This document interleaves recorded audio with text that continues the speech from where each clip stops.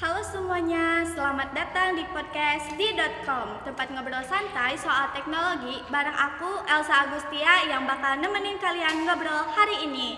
Nah, tema kita kali ini agak spesial nih, yaitu algoritma Uniform Cost Search, atau biar gampang kita sebut UCS saja. Jangan keburu pusing dulu ya, ini bukan pelajaran matematika kok, santai aja. Karena kita bakal bahas ini dari dasar dan relevansi sama kehidupan sehari-hari. Hari ini aku gak sendirian dong, udah ada tamu spesial kita nih, yaitu Kak Audrey. Halo Halo, Kak. halo Kak Elsa. Makasih banget nih udah ngundang. Aku seneng banget bisa ikutan ngobrol santai di sini. Sama-sama dong. Nah, sebelum kita mulai, boleh dong cerita sedikit tentang UCS ini, kenapa kita harus peduli sama algoritma yang kayak gini gitu. Oke, jadi gini, algoritma itu bisa dibilang kayak resep masakan teknologi gitu kan. Nah, USC ini salah satu resep yang dipakai kalau kita mau nyari sesuatu yang efisien gitu. Misalnya rute tercepat atau solusi dengan biaya paling murah. Nah, kegunaannya itu luas banget, mulai dari GPS sampai logistik. Wah, berarti ini algoritma yang ngurusin gimana caranya kita gak nyasar di Google Maps ya? Ya, persis kayak gitu. Jadi bayangin kamu lagi di rumah dan mau ke kafe favoritmu. Nah, Google Maps itu bakalan ngitung semua kemungkinan rute. Terus milih yang biayanya paling kecil, kayak misalnya waktu tempuh atau jarak. Nah, itu tuh kerjaan si UCS di belakang layar. Oh, begitu ya, keren juga ya.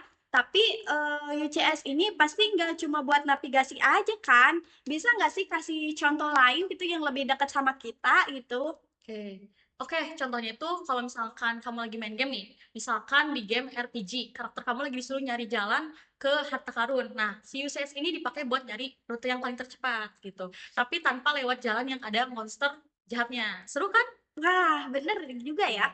Jadi kayak di game, algoritma ini diam-diam kerja keras buat bikin pengalaman kita jadi lebih mulus gitu ya. Iya, betul banget. Dan bukan cuma itu, USCS juga dipakai di industri logistik. Nah, misalnya buat pengusaha pengirim barang nih, mereka harus cari rute paling hemat waktu dan biaya untuk kirim barang ke banyak tempat sekaligus gitu. Oke, itu kayak kurir ekspedisi yang muter-muter antar paket ya. Iya, bener banget. Nah, bayangin kalau misalkan mereka pakai UCS nih, buat cari jalan supaya bensinnya itu nggak boros dan waktu kirimnya itu tetap cepat gitu. Gila sih, canggih banget gitu. Tapi ngomong-ngomong, bikin algoritma kayak gini pasti ada tantangannya dong. Iya, jelas ada pasti. Tantangan terbesar itu biasanya ukuran data. Nah, kalau data terlalu besar atau kompleks, algoritmanya itu bisa jadi lambat. Terus butuh banyak memori buat nyimpen data. Nah, solusinya itu kita pakai struktur data yang lebih canggih. Nih, kayak misalkan priority QIU. Nah, selain itu bisa juga gabungin USC sama algoritma lain kayak algoritma STAR buat dapetin hasil yang lebih optimal.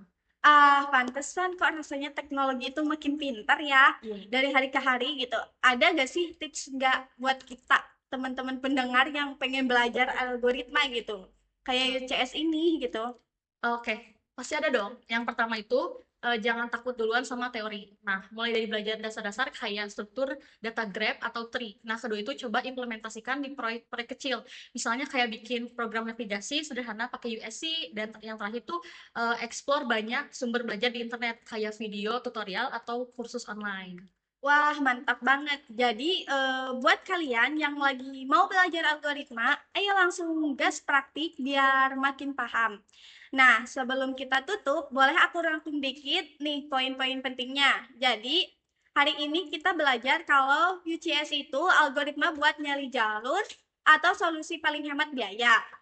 Terus yang kedua yaitu aplikasinya luas banget dari GPS, game, sampai logistik. Tantangan utama UCS itu data besar tapi bisa diatasi dengan optimasi.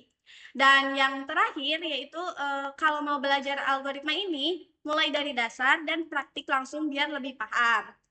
Terima kasih banyak Kak Audrey udah mau berbagi ilmunya.